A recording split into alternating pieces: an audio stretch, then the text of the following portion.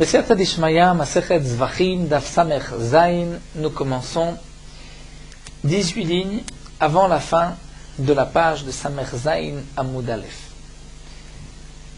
Hiyachi. Donc nous avons vu dans le Daf précédent de toute cette soudia, la machloket entre Rabbi Eliezer et Rabbi Yehoshua, concernant Ola Ta'of, un oiseau qu'on devait sacrifier comme korban Ola. Et comme nous l'avons vu, le korban Ola Ta'of, on doit faire la melika en haut du misbéach. On doit couper 2 simanim, l'œsophage et la trachée artère, et on ne fait que le mitsui, c'est-à-dire on va écraser, presser l'oiseau pour faire sortir son sang sur le misbéach, et ensuite le korban Ola est entièrement brûlé. Si cet oiseau Ola Ta'of, au lieu de faire en haut, le Kohen a fait la avoda de cet oiseau en bas, c'est-à-dire dans la partie inférieure, en dessous du Chut HaSikra du Misbéach. Et au lieu d'agir comme un korban Ola, il fait comme un korban Khatat, et comme nous l'avons vu au niveau de la Shrita, c'est-à-dire il ne va couper qu'un seul siman. Et en plus, au lieu de penser que c'est un korban Ola, il pense que c'est un korban Khatat Ta'of. Rabbi Eliezer avait dit que ce korban est pasoul, et il y a une meïla, c'est-à-dire que si on profite de cet oiseau, de la chair de cet oiseau, il y a une profanation du Ekdesh, étant donné qu'il n'y a pas eu de héter la Kohanim, les Kohanim ne peuvent pas consommer cet oiseau. Mais Rabbi Yehoshua nous a dit dans la Mishnah, En Moalimba, il n'y a pas de meïla. Il n'y a pas de meïla, et comme nous l'avons vu, la Gemara a développé la raison de Rabbi Yehoshua. Pourquoi il n'y a pas de meïla? Après tout, c'est un korban Ola qu'on devait faire en haut, on a fait en bas, Kema Sechatat, Shem Chatat. Il y a toutes les raisons pour dire que ce korban est pasoul. Et la Gemara avait conclu, par cet enseignement de Ravada Barahava, que la raison de Rabbi Yehoshua, c'est parce que ce korban Ola Ta'of est devenu un korban Khatat Ta'of. Et comme Rachid nous l'avait expliqué, c'est ce que nous allons voir par la suite dans les mots de Ravashi, étant donné que le korban Ola Ta'of, il faut couper 2 simanim. Là, il n'a coupé qu'un seul siman, puisqu'il a fait Kema Sechatat. Au moment où il a coupé ce siman, on ne peut pas encore dire que c'est un korban Ola qu'on a fait en bas et donc c'est pas soul. Puisqu'on a coupé qu'un seul siman, et pour un korban Ola Ta'of, ce n'est rien un seul siman. Donc avant même que se pose sur cet oiseau le psoul de korban Ola qu'on a fait en bas, il prend une autre direction et il devient Khatat Ta'of. Ça c'est ce que nous avons vu jusqu'au Hiyachi. La Gemara va continuer, va nous expliquer davantage ces mots de Ravada Barahava d'après Rabbi Yehoshua. Et comme le signale Rashi, il est important de dire qu'à ce stade-là de la Gemara, on pensait que le korban Ola Ta'of qu'on a fait en bas, Kema Sechatat, en pensant korban Khatat, c'est devenu un korban Khatat Gamour, et que on pourra même manger la viande de ce korban comme si c'était un khatat. Mais par la suite, la conclusion de la Gemara, nous verrons que ce n'est pas tout à fait un khatat. La Gemara continue et pose la question suivante. Si vraiment, comme nous le dit Ravada Barahava d'après Rabbi Yehoshua, le Ola Ta'of qu'on a fait Kema Sechatat devient un khatat, alors on n'a qu'à dire le contraire aussi. Yachi, Khatat Ta'of. Un oiseau Khatat Ta'of qu'on devait faire en bas. Et on a fait Shasa les Mala en haut. Kemaase Aola, et on a fait comme le Maase Ola, on a coupé les 2 simanim. Alors on devrait dire aussi Mechimalik Vasimanecha, Timashav Tevelo Ta'of. Dès qu'on a coupé un siman, c'est-à-dire qu'on vient, comme dit le Shtam Kobetset, Be'edar Siman, dans le 2e siman, ça devrait devenir un Ola Ta'of, puisque ça a été fait en haut comme le Ola Ta'of, en pensant Ola Ta'of, et Kemaase Ola Ta'of. Si tu diras que d'après Rabbi Yehoshua, effectivement, c'est pas seulement le Ola Ta'of qu'on a fait Kema Sechatat qui devient Khatat, mais aussi Khatat Ta'of qu'on a fait comme Ola, ça devient Ola Ta'of. Pourtant, va Amar Rabbi Yochanan, Mishum Rabbi Bena'a, Rabbi Yochanan a dit au nom de Rabbi Bena'a, Kach Yatsa Shel Mishnah. Kachiyatsa, c'est-à-dire c'est ainsi que t'est présenté, comme c'est marqué, c'est ainsi qu'il faut comprendre la Mishnah. Maïlav, que signifie Kachiyatsa? Donc n'est-ce pas que Maïlav, n'est-ce pas Kachiyatsa vetulo, c'est-à-dire comme c'est marqué et pas plus. C'est-à-dire, nous explique Rashi, que la seule machloquette entre Rabbi Yehoshua et Rabbi Eliezer, c'est seulement le Ola Ta'ov qu'on a fait en bas, Kemaase Chatat, Leshem Chatat, mais Chatat Ta'ov qu'on a fait en haut, Kemaase Ola, Leshem Ola, là il n'y a pas de machloquette. Donc, tu vois que ce que nous dit Rabbi Yehoshua, c'est seulement dans un sens, pas dans le sens de Chatat Ta'ov. L'Agma répond l'eau. Kachatsa shel Kula Mishnah. Voici ce que Rabbi Yochanan voulait dire au nom de Rabbi Bena'a, que de la même manière qu'il y a une machloquette dans le cas d'un Ola Ta'ov qu'on a fait en bas, Kemaase Chatat, Leshem Chatat, de même il y a une machloquette aussi pour le Chatat Ta'ov qu'on a fait en haut, Kemaase Ola, Leshem Ola. Ça c'est ce que répond ici la Gemara. Mais Ravashi va expliquer qu'il y a quand même une différence. Toute la machloquette, Rabbi Yehoshua et Rabbi Eliezer, c'est seulement Ola Ta'ov qu'on a fait en bas, Kemaase Chatat, Leshem Chatat. Pourquoi?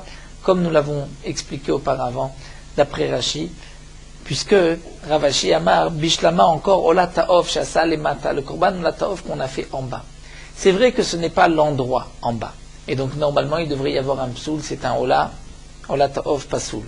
Mais lorsqu'on a fait Lemata, Kemaase Chatat, Leshem Chatat, c'est-à-dire en coupant seulement un siman, en pensant au Korban Chatat, Kevan Deha Ershera Besiman Echad, étant donné que le Korban Chatat est caché seulement si on a coupé un siman, seulement l'œsophage ou la trachée artère, alors que la Ola V'ha'ershera beshne simanim, il faut les deux simanim. Et de plus, V'ola ta'of le mataleta, il n'y a pas de Ola ta'of en bas, ce n'est que en haut. Donc, Evan de malak basiman echad, dès qu'on a coupé un siman, ce n'est pas encore un korban Ola, puisque korban Ola, un siman, ce n'est rien. Donc tu ne peux pas dire que c'est un korban Ola dont on a égorgé en bas. On a égorgé, qu'on a coupé, on a fait la médika en bas, puisqu'on n'a pas encore coupé les deux simanim. Donc c'est pour cela que dès que tu coupes un siman, puisque tu l'as fait en bas, et que tu as pensé au korban chatat, nimshechet venaasit chatat ta'of, dire elle est tirée, elle devient chatat ta'of. Mais ce principe, nous dit Ravashi, tu ne pourras pas le dire inversement si c'est sa chatat ta'of, puisque chatat ta'of, n'est-ce pas que kevan de amarmar melika bechol makom kshera, nous avons vu que bien que le ola ta'of, la melika doit être faite en haut, et la haza en haut, mais chatat ta'of, la melika peut se faire n'importe où, c'est la haza qui doit être en bas. Donc, Chatat Ta'of, puisque la Melika est cachée bechol makom, donc Mechi Malak Basiman Echad, dès qu'on a coupé un siman, puisque le Korban Chatat avec un seul siman, il est normalement caché, et que là, on a pensé Shinui Hashem, puisqu'on a pensé à un Korban Ola, donc c'est vrai qu'il n'y a pas de problème au niveau de l'endroit, puisque la Melika est cachée partout. C'est vrai que dès qu'on coupe un siman et qu'on a pensé chez l'olishma en pensant au korban ola, immédiatement il s'est laissé pasoul. Donc maintenant, poursuit Ravashi, lorsque tu vas couper le deuxième siman, comment veux-tu que par ce deuxième siman ça devienne un korban ola? Qui adar malik bedar siman, lorsque tu coupes le deuxième siman, comment ça peut devenir un ola ta'of une fois qu'il y a déjà eu un psoul, puisque le korban khatat c'est un seul siman et que lorsque tu as fait la melika de ce korban khatat, à n'importe quel endroit, puisque c'est son endroit, Melika Bechol Makom, mais que tu as pensé les Shem Ola, tu as rendu pasoul le Chatat Ta'of. Si tu l'as rendu pasoul, tu ne peux pas, en coupant un deuxième siman, tout d'un coup, le rendre caché. Et donc, on comprendra maintenant pourquoi la machloquette entre Rabbi Eliezer et Rabbi Yehoshua, c'est seulement un Korban Ola Ta'of, qu'on a fait la Melika en bas, Kemaase Chatat en ne coupant qu'un seul siman et en pensant au Korban Chatat, c'est là que ça devient Ola Ta'of, mais pas inversement. Chatat Ta'of, qu'on a fait la Melika en haut, Kemaase Ola, on a coupé deux simanim, bien qu'on a pensé les Shem Ola, ça ne devient pas un Korban Ola, c'est Pasoul. Donc là, on a compris la machloquette Rabbi Yehoshua et Rabbi Eliezer et la raison de Rabbi Yehoshua, comme la Gemara nous a dit, bien que Rabbi Eliezer discutait. Comme nous l'avons vu dans la Mishnah, Rabbi Eliezer avait posé des questions à Rabbi Yehoshua et dans toute la Braïta que nous avons étudiée d'Af Samerzaïn Amoud Aleph, malgré tout, à la fin, Rabbi Eliezer a compris quelle était la raison de Rabbi Yehoshua, c'est que cet oiseau est devenu Ola Ta'of, qui était Ola Ta'of est devenu Chatat Ta'of. La Gemara poursuit, Goufa Amar Ravada Bar Rahava, Omer Adia Rabbi Yehoshua, reprenons, Ravada Bar Rahava a dit que d'après Rabbi Yoshua, Ola Ta'of, l'oiseau Ola Ta'of, Shasa les Mata, qu'on a fait la Melika en bas, alors qu'on devait faire en haut, et on a fait Kema Se Khatat en coupant un siman, et en plus on a pensé les Shem Khatat, Rabbi Yoshua nous a dit Kevan Shemalak Basiman Echad, Nimshechet Venasit Khatat Ta'of. Donc, l'oiseau qui était Ola Ta'of devient Khatat Ta'of. Et Rashi nous explique qu'à ce stade-là, la Gemara pensait que c'est un véritable Khatat Ta'of, et si cet homme-là avait une obligation de Khatat Ta'of, il s'est acquitté de son obligation, bien qu'au départ c'était un Ola Ta'of. Alors la Gemara va essayer de poser une question. La Gemara va apporter Tashma, une première preuve que la Gemara va refuter, et ensuite la Gemara va apporter une deuxième preuve. Nous allons voir la première. C'est vrai que pour ces preuves de la Gemara, nous allons rentrer dans une sugya de Masechet Kinim. Masechet Kinim, c'est une Masechet qui est assez difficile, puisque Kinim, il s'agit de Kan. Kan, ce sont deux oiseaux. Lorsque une personne doit apporter un korban, si c'est une yoledet, une femme qui a accouché, ou un zav, une zava, il y a parfois un korban qui est deux oiseaux. Un oiseau khatat et un oiseau ola. Ça peut être deux tourterelles, le pigeon, ou ça peut être deux colombes. La Mishnah dans Masechet Kinim nous dit, comme nous le verrons par la suite, que Kinim, l'auteur de Masechet Kinim, c'est Rabbi Yoshua. La Mishnah nous dit, Khatat lezo ve ola lezo. Deux femmes se présentent au Beth Amikdash, une qu'on va appeler Rachel, nous dit Rashi, et l'autre qu'on va appeler Léa. Elles ont toutes les deux accouché, et elles doivent toutes les deux apporter un kan, c'est-à-dire deux oiseaux. Le korban d'une yoledet, c'est un korban khatat et un korban ola. Rachel a déjà offert son korban ola, il lui reste un korban khatat. Et Léa, elle avait le contraire, déjà apporté son korban khatat, et il lui reste le korban ola. Elles ont donc maintenant acheté deux oiseaux, ensemble, et elles ont fixé, voici cet oiseau sera pour Rachel, comme korban khatat, et cet oiseau pour Léa, comme korban ola. Et elles ont donné ces deux oiseaux au Kohen. Dans le Kohen, n'a pas fait attention à ça, shtem le ma'ala. Il a sacrifié les deux en haut. En haut, c'est comme ola ta'of. Donc il y a un khatat qu'il a fait en haut, merza kasher ou merza pasoul. La moitié est kasher, moitié pasoul. C'est-à-dire un oiseau est kasher, le korban ola est kasher, mais le korban khatat qui a été fait en haut est pasoul. Donc Rachel qui devait apporter un korban khatat ne s'est pas acquitté de son obligation. Léa devait apporter un korban ola, c'est kasher. Inversement, shtem le mata, si le Kohen a fait les deux en bas. Donc comme deux khatat, merza kasher, merza pasoul. Un oiseau est kasher khatat et l'autre oiseau est pasoul, puisque c'est un korban ola qu'on a fait en bas. Donc là aussi, c'est Rachel qui a, dans ce cas-là, eu son korban, mais Léa doit apporter un autre korban. Non, le Kohen a sacrifié achat le mala va achat le mata, une en haut, une en bas. Mais il ne sait pas si c'est le korban ola qu'il a fait en haut et le korban khatat en bas. Alors je t'aime psoulot, les deux sont psoulot. Pourquoi? Shani Omer jeudi, khatat karva le mala, c'est le korban khatat qu'il a sacrifié en haut, veola karva le mata, le korban là qu'il a sacrifié en bas. Donc c'est pas soul. Et donc, aussi bien Rachel que Léa devront apporter notre korban. Alors voici maintenant la question de la Gemara. D'après Rabbi Yoshua, c'est vrai que c'est un korban ola que on a sacrifié en bas, mais malgré tout, ça devrait être comme un khatata'of. Et donc on devrait dire que Miman Afshar, nous explique Rashi, elle s'est acquittée de son obligation, puisqu'on va dire, si c'est son korban khatat qui a été sacrifié, donc on va parler d'après Rachel qui devait apporter un korban khatat. Il y a un oiseau qui a été fait en bas et un oiseau qui a été fait en haut. On dit que Rachel n'a pas eu de korban khatat. Pourquoi elle n'a pas eu de korban khatat? Si c'est son oiseau khatat qui a été sacrifié en bas, donc elle a eu son korban khatat.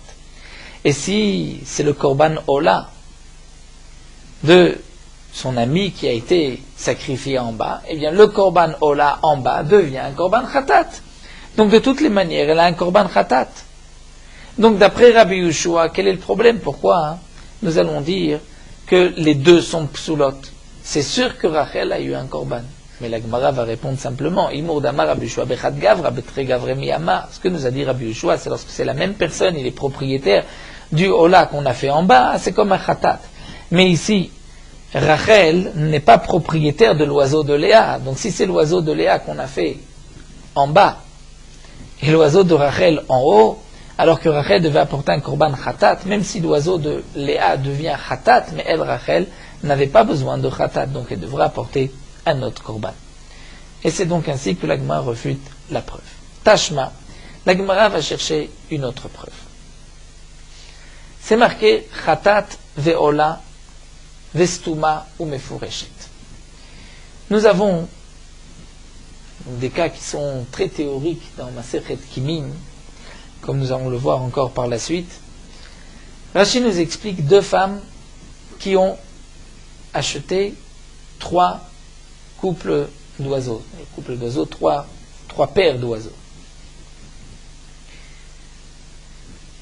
Une avait besoin d'un korban ola, et elle avait besoin d'un kan, khatat et ola. Et l'autre avait besoin de 2 korban khatat et d'un korban ola. Donc elles ont acheté des korbanotes ensemble. Donc on va dire qu'une avait déjà sacrifié son korban khatat et lui manquait un ola, et ensuite elle devait apporter un autre kan. Donc encore et ola et khatat, il peut y avoir ziva, il peut y avoir le ledet. Et l'autre avait déjà apporté son korban ola, elle doit maintenant apporter 2 korban khatat et un korban ola. Donc un korban khatat pour compléter avec le premier, et encore coupe khatat et ola. Et Rashi nous explique, elles ont pris d'abord 2 oiseaux, et elles ont dit, cet oiseau sera ola pour telle femme, pour Rachel, et l'autre oiseau sera khatat pour Léa. Ensuite, elles ont pris 2 autres oiseaux qui sont restés stuma. Donc nous avons d'abord khatat et ola, elles ont désigné un oiseau khatat pour une, ola pour l'autre, et stuma, c'est-à-dire qu'elles n'ont rien dit. Elles n'ont pas dit quel sera l'oiseau khatat, quel sera l'oiseau ola. Et le troisième, ou mefureshet, elles ont dit, dans la troisième paire, il y a un oiseau ola et un oiseau khatat. Mais comme le précise Rachid, dans le mefureshet, elles n'ont pas dit le korban khatat est pour qui. Elles n'ont pas dit que ça c'est khatat pour une et ola pour l'autre. C'est seulement dans le premier cas. Donc il y avait 6 oiseaux. Les 2 premiers, elles ont dit khatat pour une, ola pour l'autre. Donc elles ont désigné et l'oiseau et le propriétaire de l'oiseau. Khatat pour Rachel, ola pour Léa. Deuxième paire d'oiseaux, stuma, elles n'ont rien dit. Ni khatat, ni ola, ni pour une, ni pour l'autre. Troisième paire d'oiseaux, mefureshet. C'est-à-dire elles ont dit khatat et ola, mais elles n'ont pas dit khatat pour qui, ola pour qui. Et le Kohen a pris tous ces oiseaux, et au lieu, donc normalement, ce qu'il aurait dû faire, le Kohen, c'est qu'il aurait dû prendre l'oiseau khatat, le faire en bas, l'oiseau ola en haut, stuma, il peut prendre ce qu'il veut, prendre l'oiseau, un oiseau, le faire en haut, l'autre en bas, puisqu'il n'a pas été encore décidé, c'est par l'action du Kohen, et mefureshet, puisqu'on a dit qu'il y en a un qui est khatat en ola, donc il aurait dû respecter khatat en bas, ola en haut. Donc il aurait dû faire 3 corbanotes en haut, 3 corbanotes en bas, mais sachant, pour au moins 4 de ces oiseaux, que c'est 2 khatat en haut, 2 en bas, et pour le kan stuma, il peut choisir, prendre ce qu'il veut. Mais le Kohen n'a pas fait cela. Donc le Kohen aurait pu aussi sacrifier chaque oiseau, en disant, ça c'est pour un tel, c'est pour Rachel ou pour Léa, je ne sais pas qui est le propriétaire, mais si c'est pour Rachel, c'est pour Léa, c'est pour Léa. Les Shem Balim, les Shem Mishil. Le Kohen n'a pas agi ainsi. Asakunan le Maala, il a pris tous les oiseaux et il les a sacrifiés en haut. Donc comme si c'était des korbanot ola. Quel est le din? Mertza kasher, mertza pasoul. La moitié est kasher et la moitié est pasoul. Donc tous les chataot sont psoulot, il faudra apporter d'autres chataot. Tous les olot sont cachés. Si le Kohen a fait koulan les mata, tous les oiseaux en bas, alors mertza kacher, mertza pasoul, là aussi on dira tous les korban chatat sont shirot, et les korban ola, puisque c'est en bas, c'est pasoul. Si le Kohen a fait chetzian les mala ve chetzian les mata, il a pris la moitié, c'est-à-dire, nous explique Rashi, on sait qu'il a pris ces 3 paires, et de chaque paire d'oiseaux, de chaque canne, il a sacrifié un oiseau en haut, un oiseau en bas.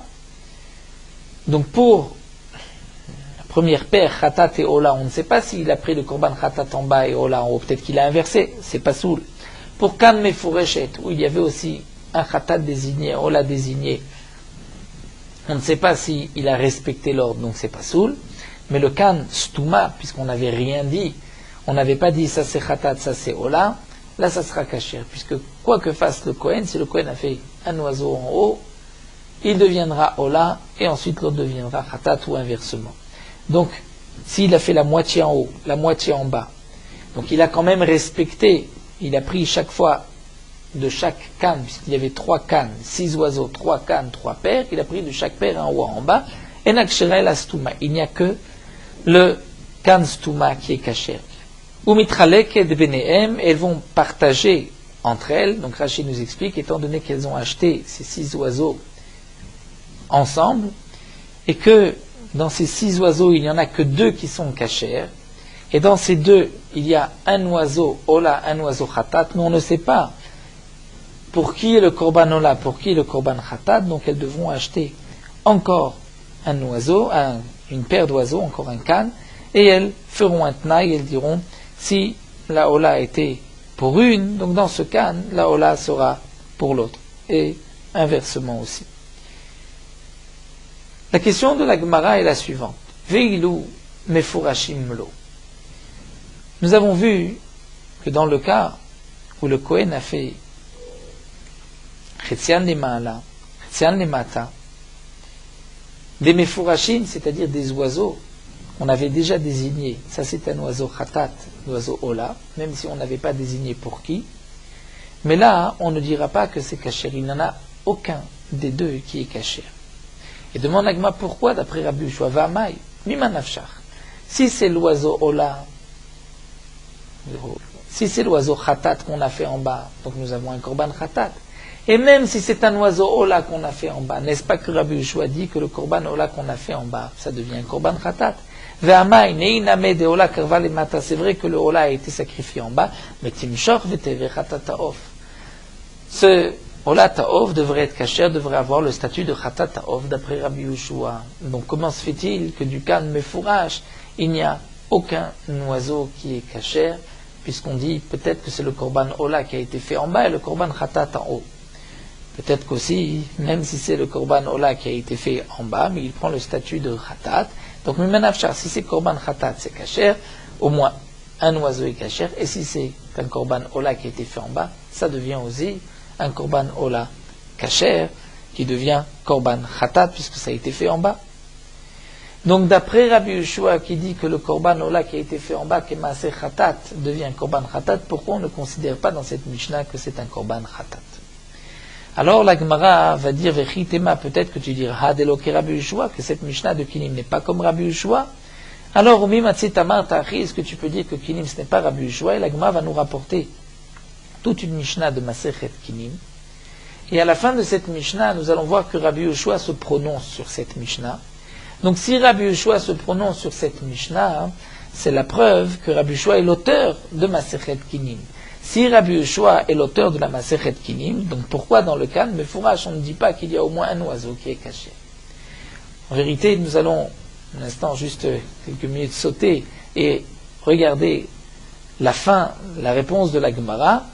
Donc 2 lignes avant la Mishnah, la Gemara va répondre Imar d'Amar Rabbi Yoshua, la Fukemi de Meila, le Mesakle le Chovam Yamar. Et là, la Gemara va répondre que nous avons mal compris Rabbi Yoshua.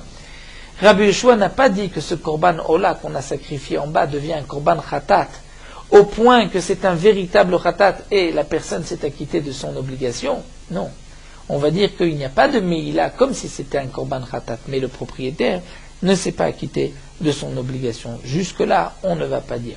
Donc, le korban ola qui a été sacrifié en bas, c'est vrai qu'il n'y a pas de meila comme dit Rabbi Yoshua, mais ça ne veut pas dire que c'est kasher, donc je n'ai pas dans le cas de Mefourech au moins un korban kasher. Ça c'est la réponse de la Gemara. Donc pour nous dire que l'auteur de cette Masechet Kinim, c'est Rabbi Yoshua, la Gemara va nous apporter Tashma, une preuve, une Mishnah, et nous verrons qu'à la fin de cette Mishnah, Rabbi Yoshua se prononce. Et donc c'est la preuve que Rabbi Yoshua est l'auteur de la Mishnah. Étant donné que cette Mishnah est donc assez compliquée, c'est un long Rashi, long calcul, donc c'est pour cela que nous allons séparer de la Sugya de la Gemara, nous allons l'étudier à part. Donc nous avons vu, reprenons notre Sugya, nous avons vu qu'un korban Ola Ta'of, qu'on a fait en bas, en pensant que c'est un korban khatat, et on a agi comme un korban khatat en ne coupant qu'un seul siman. Donc pour Rabbi Yoshua, il n'y a pas de meila. Pour Rabbi Eliezer, il y a une meila. Pourquoi, d'après Rabbi Yoshua, il n'y a pas de meila? Étant donné que ce korban Ola Ta'of devient khatat Ta'of. Et comme nous l'avons expliqué, donc d'après la conclusion de la Gemara, ce n'est pas que ça devient complètement un khatat Ta'of, et que si cette personne avait une obligation de khatat Ta'of, donc il s'est acquitté de son obligation. C'est juste que c'est un khatat Ta'of, c'est-à-dire comme le khatat Ta'of, il n'y a pas de meila après avoir aspergé le sang, après avoir fait la avoda de cet oiseau, donc là aussi il n'y aura pas de meila. Mais le propriétaire ne peut pas s'acquitter de son obligation. Donc là on peut dire qu'on a fini la soubia de Rabbi Yoshua. Nous allons juste nous pencher sur cette Mishnah qui est rapportée maintenant concernant un digne dans Masechet Kinim. Donc là nous allons voir, c'est une Mishnah assez compliquée puisqu'il y a beaucoup de calculs à faire, c'est ainsi des cas très théoriques. Donc Tashma, la Gemara nous rapporte, voici la Mishnah dans laquelle nous allons voir que l'auteur de cette Mishnah c'est Rabbi Yoshua, puisque Rabbi Yoshua se prononce à propos de cette Mishnah. Quel est le din de cette Mishnah? Donc des cas très théoriques. Aïcha chez Amra, une femme qui a dit Are alaykan, je prends sur moi le neder d'apporter kan, c'est-à-dire 2 oiseaux. Et puisque c'est un neder, on est dava 2 oiseaux, c'est automatiquement 2 oiseaux ola. Elle fait ce vœu imelet zachar, si elle va avoir un garçon. En fin de compte, yalda zachar, elle a eu un garçon. Pour sa leda, puisqu'elle a eu un garçon, elle doit aussi apporter le korban du yoledet, c'est un korban, un oiseau ola, et un oiseau khatat. Mais, puisqu'elle a aussi fait le vœu d'apporter un kan, si elle a un garçon, et ce kan c'est 2 korban ola, nederun dava c'est ola, donc elle doit apporter, en vérité, cette femme, 2 paires d'oiseaux, du premier kan 2 korban ola, du deuxième 1 korban ola, 1 korban khatat, donc il y a en vérité 3 olot et un korban khatat. Meviyash tekinim, elle apporte 2 paires d'oiseaux, 2 kan, de nid, achat le nidra, un kan pour son neder, ve'achat le chovata, et l'autre pour son obligation. Netanatan la Kohen, elle le donne au Kohen. À Kohen, tsarich la asotam, le Kohen doit faire shalosh le ma'ala, 3 en haut, puisqu'il y a 3 ola ta'of, ve'achat le mata, et un oiseau en bas, puisque c'est un chata ta'of. Dans le Kohen, lo asaken, il n'a pas fait ainsi. Et là, il a fait asa shtaim le ma'ala, shtaim le mata. Il s'est trompé. Il a fait 2 oiseaux en haut et 2 oiseaux en bas. Il pensait que c'était 2 kilim de chova. Il s'est dit, comme explique Rashi, peut-être cette femme était yoledet bezov, c'est-à-dire il y a une leda avec ziva. Donc en même temps, elle apporte et pour la ziva et pour la leda, donc elle a porté 2 cannes. Il y a dans chaque canne un korban ola, un korban khatat. Le Kohen a fait 2 en haut, 2 en bas. 2 en haut comme korban ola et 2 en bas comme korban khatat. Velo nimlach. Mais il n'a pas posé la question à la femme, il ne lui a pas demandé pourquoi elle a apporté ces 2 kinim. Donc, on comprend que, puisque 2 oiseaux ont été faits en haut et 2 en bas, alors qu'il fallait en faire 3 en haut et 1 en bas, donc il manque un korban ola. Donc, tzricha shetaviot preda achat. Elle doit apporter encore un oiseau, etekrivena lema'ala, et elle doit le sacrifier en haut, comme korban ola, mimin echad. C'est-à-dire, si les 2 cannes qu'elle avait apportées étaient de la même espèce, c'est-à-dire que c'était 2 cannes de pigeons, donc 4 pigeons, ou 2 cannes, 2 colombes, 4 colombes. Donc là, elle pourra apporter, si c'est 4 pigeons qu'elle avait apportés, elle apportera maintenant un seul pigeon, Léola, et ainsi, elle aura terminé son histoire, elle sera acquittée de son obligation, étant donné que si elle apporte comme korban un canne, elle apporte un pigeon, le deuxième doit être aussi un pigeon. Si c'est une colombe, le deuxième doit être aussi une colombe. La deuxième, une colombe. Donc là, lorsque c'était Mimin Echad, les 4 qu'elle a apportés, donc nous savons que l'oiseau qu'elle doit maintenant apporter est de la même espèce de ce qu'elle avait apporté auparavant. Au Mishneh Minim, et si cette femme avait apporté les 2 cannes, les 2 paires de 2 espèces différentes, 2 tourterelles et 2 colombes.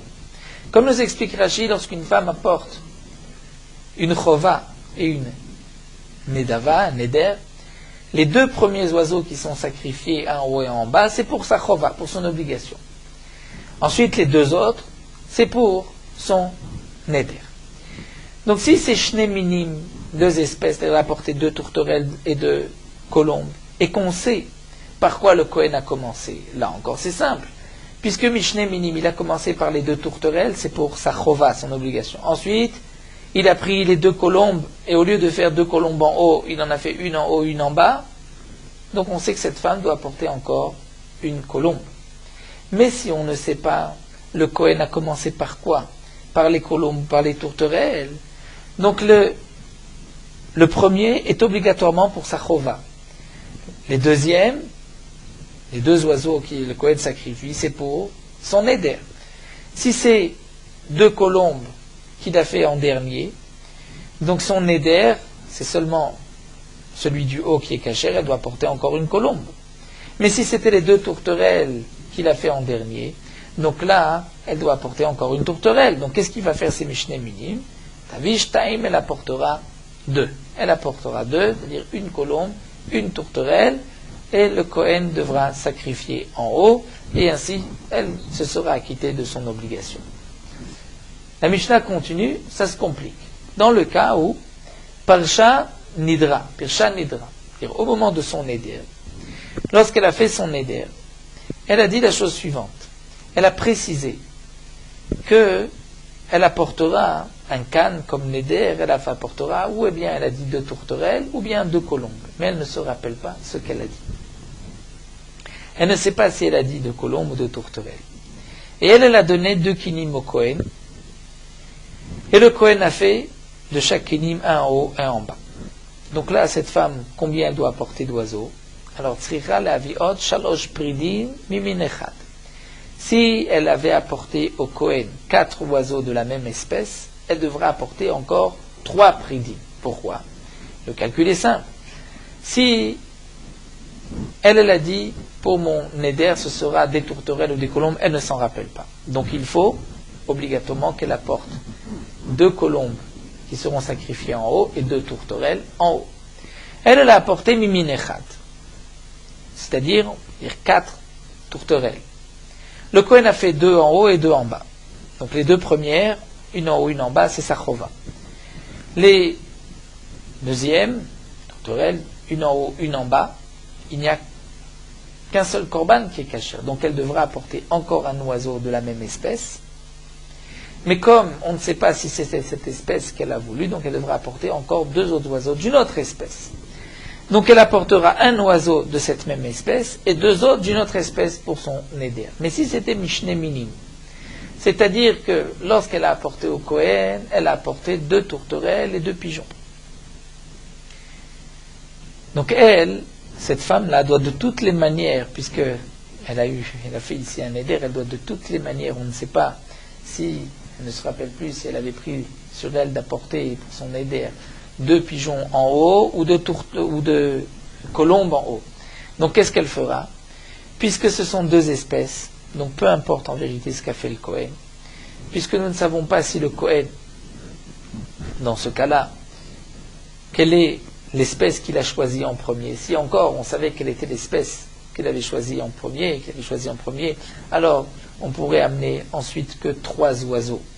Un oiseau de la deuxième espèce pour compléter le Olat Haof, et ensuite 2 autres d'une autre espèce. Mais là, comme on ne sait pas quelle est l'espèce que le Kohen a choisie, donc Tavi Arba, elle devra apporter 4 oiseaux, 2 tourterelles et 2 colombes, qu'elle fera en haut.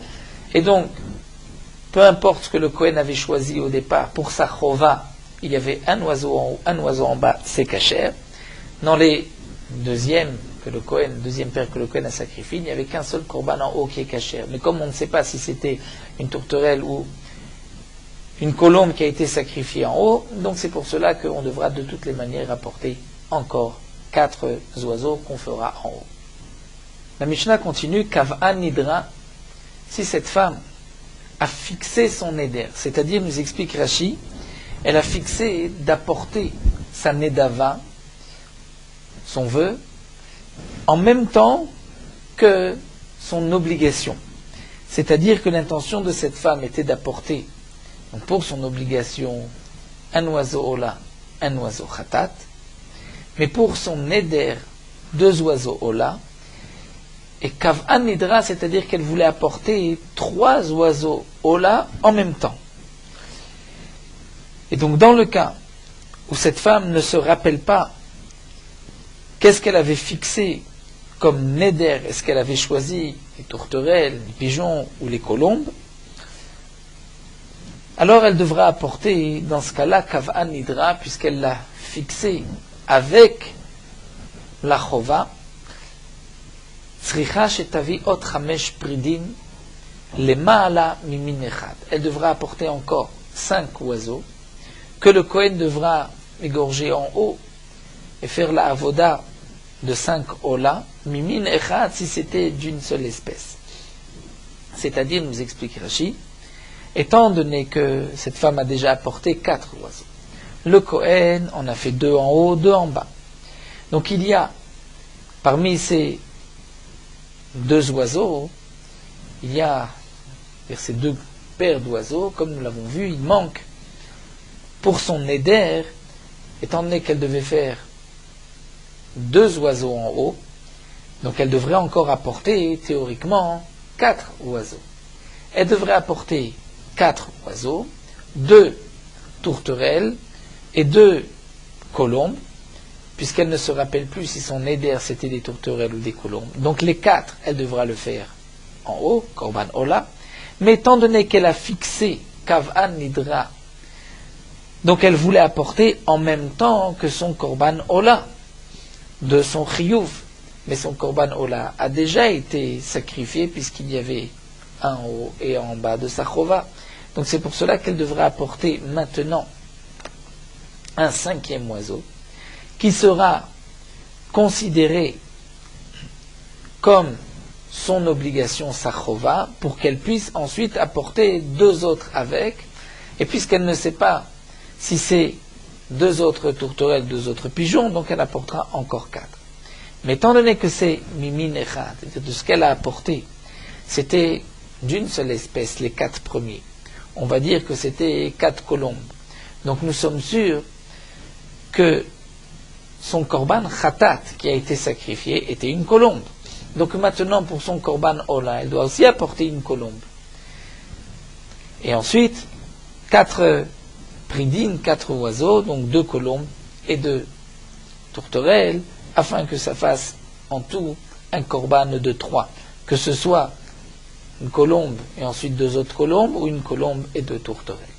Mais si c'était mishne minim, c'est-à-dire qu'au départ, ce qu'elle avait apporté au Kohen était de 2 espèces, c'est-à-dire 2 tourterelles et 2 colombes. Et on ne sait pas non plus quelle est l'espèce que le Kohen a sacrifiée en premier, puisque l'obligation, c'est le premier korban, donc les 2 premiers oiseaux. Donc on ne sait pas si sa chova était de la chova de khatat qui a été sacrifiée en premier. Est-ce que c'était une tourterelle ou un pigeon? Donc qu'est-ce qu'on devra faire? Tavichesh, dans ce cas-là, elle devra en apporter encore 6. Pourquoi 6? Puisqu'elle a un doute sur son vœu. Est-ce que c'était 2 pigeons ou 2 tourterelles? Donc là, de toutes les manières, elle doit en apporter 4. Et comme Kava, il avait fixé son neder en même temps que sa chova, donc il faut apporter un groupe de 3. Mais comme sa chova, je ne sais pas non plus si c'était un pigeon, une tourterelle ou une colombe, que le Kohen a sacrifié en premier, dans la première paire, qui était la chova. Donc on doit encore apporter 2 autres oiseaux, une tourterelle et une colombe. Mimanafshar, une des 2, sera la chova, et ensuite, avec les 2 autres qu'il apportera, ce sera le grand korban du Neder. La Mishnah continue, Netanatan la Kohen. Dans le cas où elle a donné au Kohen, c'est-à-dire, nous explique Rashi, elle a donné au départ les 2 paires, les 2 coupes, mais elle ne sait pas, Ve'ena yodat manatna, elle ne sait pas si elle a donné des pigeons, des tourterelles, ou si elle a donné des colombes. Peut-être qu'il y avait 2 colombes et 2 tourterelles, elle ne sait pas ce qu'elle a donné. Et Allah à Kohen, le Kohen a été, Ve'asa, et il a sacrifié tous les oiseaux, Ve'eno yodea ma'asa, mais il ne sait pas ce qu'il a fait. Car c'est théorique, le Kohen ne sait plus ce qu'il a fait. Est-ce que il les a sacrifiés tous en haut, ou tous en bas, ou une partie en haut, une partie en bas? Donc dans ce cas-là, cette femme ne s'est pas acquittée de son obligation, de son chiyuv par rapport à la naissance de son fils, et elle ne s'est pas encore acquittée non plus de son neder. Et comme kav'a, donc il faut un neder, c'est-à-dire de 3 oiseaux en même temps pour korban ola. Donc jusque-là, nous avons vu qu'on pouvait apporter des korbanot ola en plus, et miman nafshar, si c'est pour son obligation ou pour son neder, donc le korban est kasher. Sinon, de toutes les manières, on peut offrir un korban ola. C'est vrai que généralement, si on n'est pas chayav d'un korban khatat, on ne peut pas apporter un korban khatat, faire un cadeau d'un korban khatat. Mais pour les oiseaux, c'est différent, comme nous allons le voir, étant donné que khatat ha'of peut être sacrifié même misafek. Donc dans ce cas-là où elle a donné au Kohen, elle ne sait pas ce qu'elle a donné, elle ne sait pas ce que le Kohen a fait, qu'est-ce qu'elle devra apporter? Tzricha, arba pridim, lenidra. Elle devra apporter 4 oiseaux, lenidra, pour son éder, puisque elle a précisé quels étaient les 2 oiseaux qu'elle voulait offrir comme cadeau, comme neder, si elle a eu un garçon. Si elle avait un garçon, donc elle a eu un garçon, elle doit apporter, donc 4 pridim, il y a 2 tourterelles et 2 colombes pour son neder. Et elle devra apporter shtaim lechovata, et 2 oiseaux, lechovata pour son obligation, c'est-à-dire pour son chiyuv, puisqu'elle a eu une naissance, et elle doit apporter 2 pour que ce soit, donc avec sa chova, avec son obligation, puisque peut-être le Kohen avait déjà sacrifié un korban khatat, pendant le cas où le Kohen avait sacrifié tous les oiseaux khatat. Et si le Kohen a sacrifié d'abord le korban khatat, on est obligé d'apporter ensuite le korban ola de la même espèce.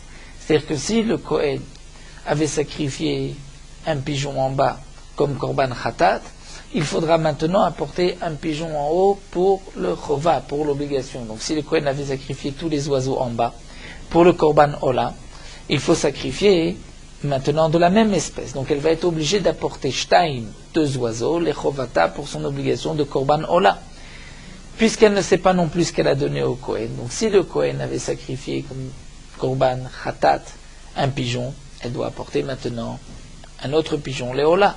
Si le Kohen avait sacrifié, non pas un pigeon, mais une colombe, donc elle doit maintenant apporter aussi une colombe. Donc c'est pour cela qu'elle va apporter 4 pridim pour son éder, shtaim, 2 oiseaux lechovata pour son obligation, c'est-à-dire des 2 espèces, une colombe et une tourterelle.